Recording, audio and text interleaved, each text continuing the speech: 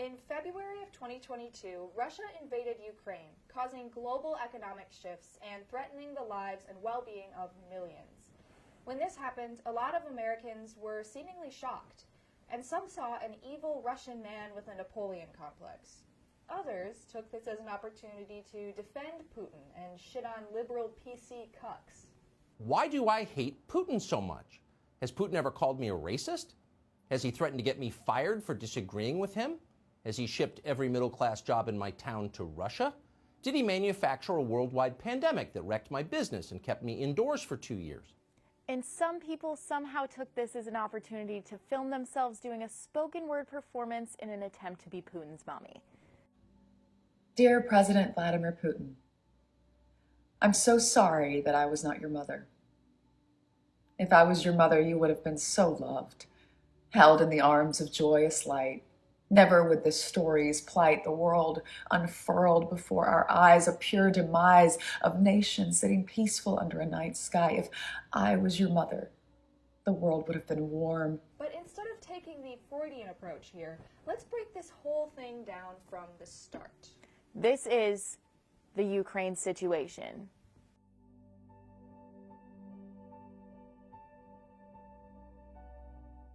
Welcome to the Beaumont Bulletin's attempt to summarize a global conflict. Look, there's a shit ton of information to go over here, but we can only get to the current situation by first talking about the history of Russia and Ukraine's on-again, off-again relationship. It's kind of like that toxic couple that you know from high school.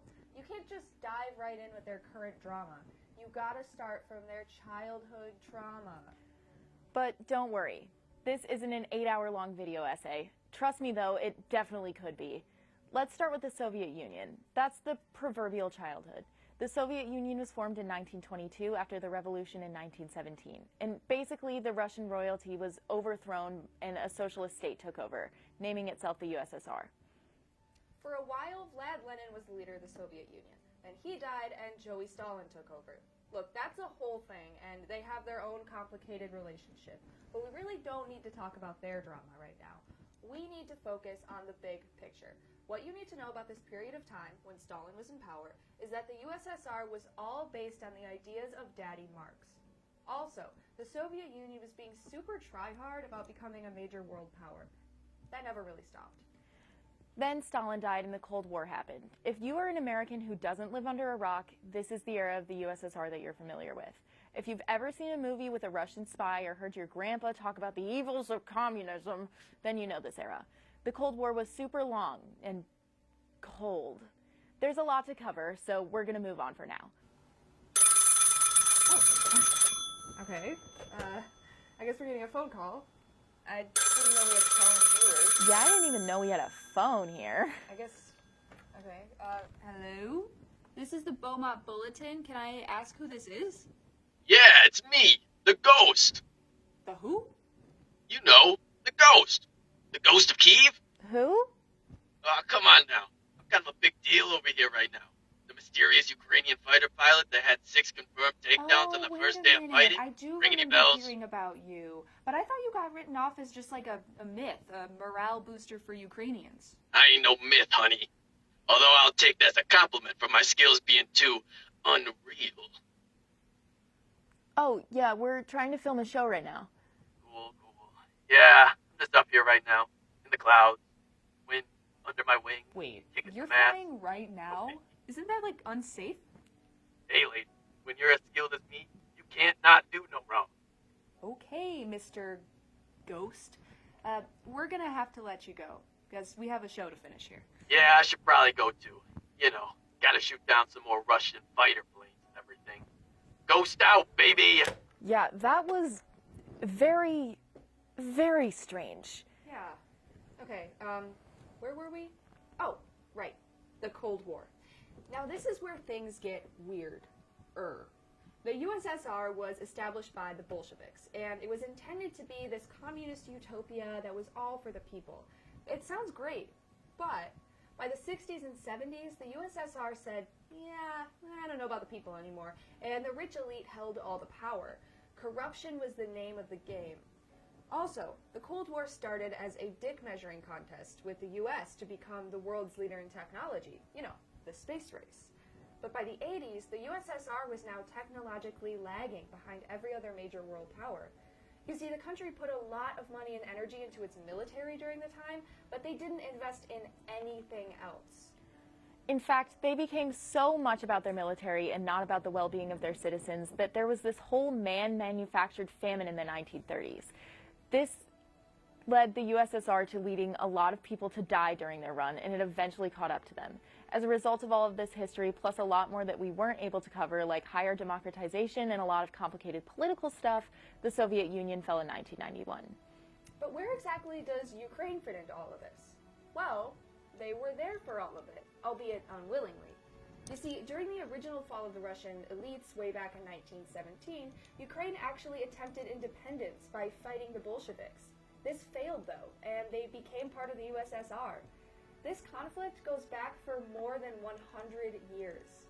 And yet, this lady was surprised. After 1991, the USSR broke into a bunch of pieces, including Russia and Ukraine. Now they're both independent countries. Russia arguably went on to become an oligarchy, and Ukraine went on to become more of a free market economy. You see, a lot of this conflict also comes from the fact that some people see Ukraine's political actions as attempts to become more westernized, and Russia hates that. Specifically, a little, emphasis on little, man named Vladimir Putin. And that brings us to now. Well, kind of. While Russia invading may have caught some people by surprise, it has been foreshadowed for years. Kind of like the White Walkers in Game of Thrones, except here the Night King is Putin himself. Both are ugly and pasty. Since Ukraine's independence, there have been many attempts from Russia to keep the West out of the way of their eventual invasion. These include the Budapest Memorandum, which seized all of Ukraine's nuclear arsenal to Russia, Russian pushback when Ukraine wanted to join NATO, and let's not forget the time Russia literally stole Crimea, an important territory in Ukraine with a lot of economic interests on the Black Sea. After all of this, Ukraine was left somewhat defenseless. They'd been left with no real allies to back them up, and a clear indication that the rest of the world won't intervene if Russia did push deeper into Ukraine. It was now finally the right time for Putin to start playing Risk IRL. And on January 17th, Russia began moving troops to the Ukraine border for military exercises. Now, don't get us wrong.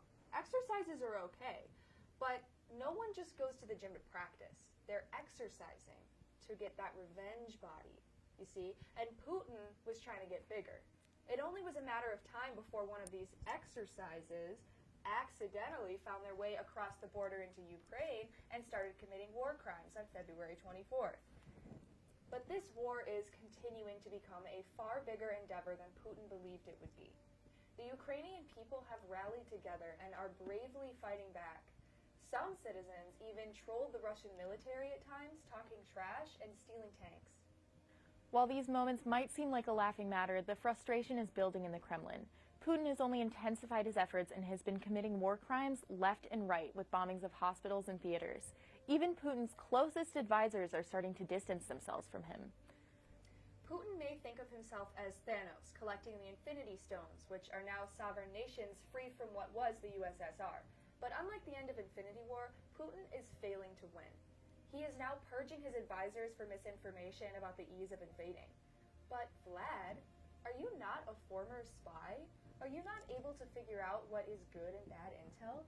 Have you also not learned anything from the U.S.'s involvement in the Middle East? You know, speaking of the U.S., what has our response been? The history of the U.S. and their involvement with other countries it's really messy and, oh my God, embarrassing. Like, Love is Blind, Season 2, messy and embarrassing. Really? Another call? What are we, a call-in radio show? Let me answer it. I've always wanted to try this. Okay. Hello, you're listening to the Beaumont Bulletin, and you're talking to Elizabeth Tweedy and Sophie Christensen. What's on your mind today, listener? Hey, gang, long-time watcher, second-time caller. Wait, is this the Ghost of Kiev again? The one and only, baby. Y'all miss me. Not really. Speak for yourself, Sophie. What's up, Ghost Man? What's up, my dude? Oh, wait, I am. Because I'm up here in the sky, flying this fighter jet. Get it? Yeah, good one, Ghost Man. It wasn't that great. Oh, I'm sorry. I didn't know I was talking to the queen of comedy, who sits on their throne of laughs looking down at all their unfunny peasant subjects, because anyone funnier than the queen gets sentenced to death. You know what? People like you make me sick. It is people like you that made me join the military as a faceless and gnarly beacon of hope, just so that I can make sure that people like you don't rise to power and choke out humanity with your dictatorship grasp. Whoa, whoa, whoa, whoa, whoa, whoa, whoa. Yeah, Sylvie, don't be so insensitive. Jeez. Thank you. You get it. That's why you've always been my favorite. Well, thank you, Mr. Ghost of Kyiv. You've always been my favorite Ukrainian military person. All right, dudes, I got a jet. I've got 3 Russian fighters on my tail that gotta get taught a lesson, and the ghost man is the teacher. Class is in session, bitches. Ghost Wow, out. isn't he just the coolest? Unbelievable. Can we get back to the show now? Yeah, Like, yeah. Let's. Yeah. Okay. All right. Goodbye, Ghost. The Cold War is a good place to start with talking about U.S. involvement because it all started with the U.S. being involved. Now, we already talked about the Cold War, but just to recap, after World War II, the Soviet was like, woo, communism, let's share this shit with everybody because it's working super well for us.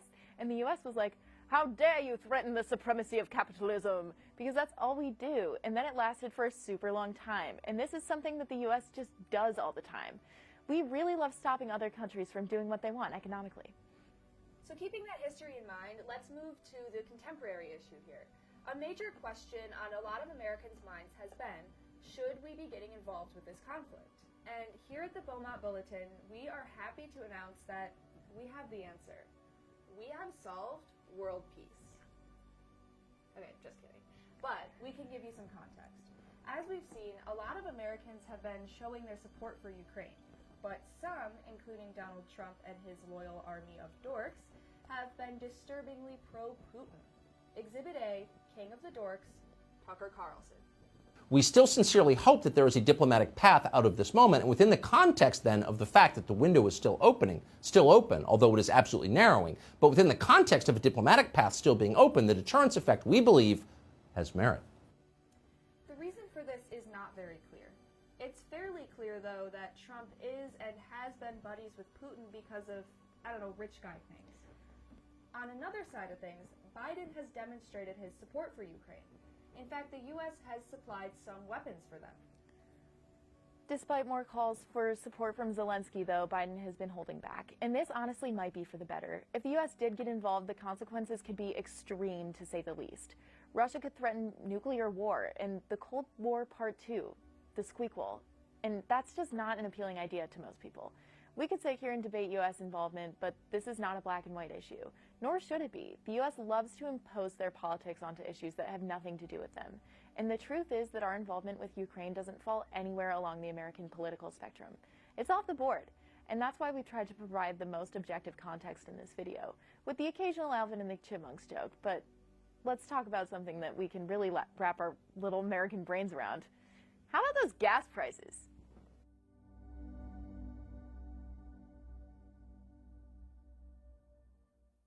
Odds are you see a gas station every day. And if you own a car, then you've noticed that the prices have been high. And you've definitely heard your uncle talk about it at family gatherings. It seems like it's connected to Russia somehow, but how and why?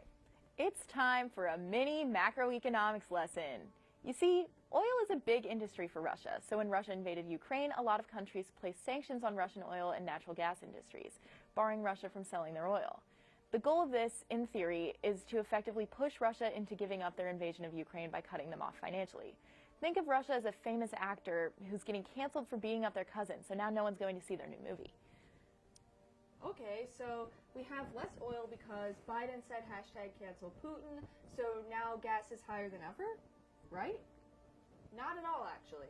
The interesting thing here is that Russia actually only makes up about 10% of the U.S. oil supply. So the sanction placed by the U.S. on Russian oil really doesn't even make a difference anyway. So then why are the prices high? The price of gas depends on a global market. It doesn't matter that the actual amount of oil coming into the U.S. didn't change significantly. What matters is that the rest of the world has less access, and that means that oil is more expensive. So don't let your uncle convince you that those high prices are the personal workings of Joe Biden and his cabal of libsharts. It's all just a product of the world economy, and no action of Sleepy Joe could have changed the gas prices for better or for worse. Hell no, dude. It's gonna be the ghost again. Oh my God. We're not answering this phone. It's from the hospital. It's your mom. Oh my God. My mom? I hope everything's okay. Put the caller through. Hello, Mrs. Christensen? Yes, your mother took a very bad fall. We're driving to the hospital Okay, right now. okay, yeah. Can I speak with her? Of course. Mom? Mom? Sophie, come closer. Come closer, Sophie. Okay, it's a phone call. I can't really get closer, but I just wanted to let you know if I don't make it, I've had treasure hidden Yeah? Where's it buried? in the Sugandese Mountains. Sagandis? Sug on these balls. Oh my God. It's the fucking ghost again. Ugh. What's up, jabronis? You miss me? Yeah, I miss you so much, Ghost Man. Yeah, I did. Don't be a suck up. I missed him, Sophie. No, it's okay. I prefer it. Hey, you guys done with your show yet? I'm bored. I might come over. Okay, you know what? We're trying to wrap things up, and please don't come over. Oh man, that's pretty lame. Yeah, no, that's totally lame.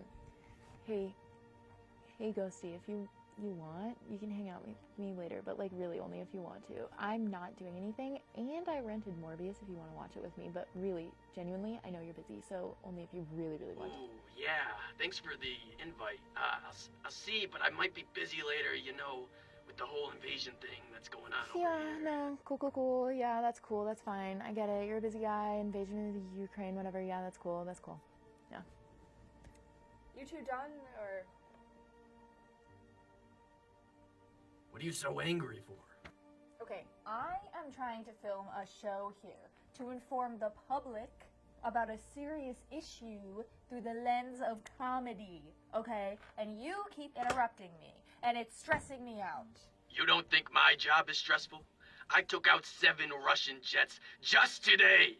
What have you done, lady? Every day I sit in this cockpit, I don't know if I'm gonna come home dead or alive. So the next time you want to talk about stress, hold on a sec.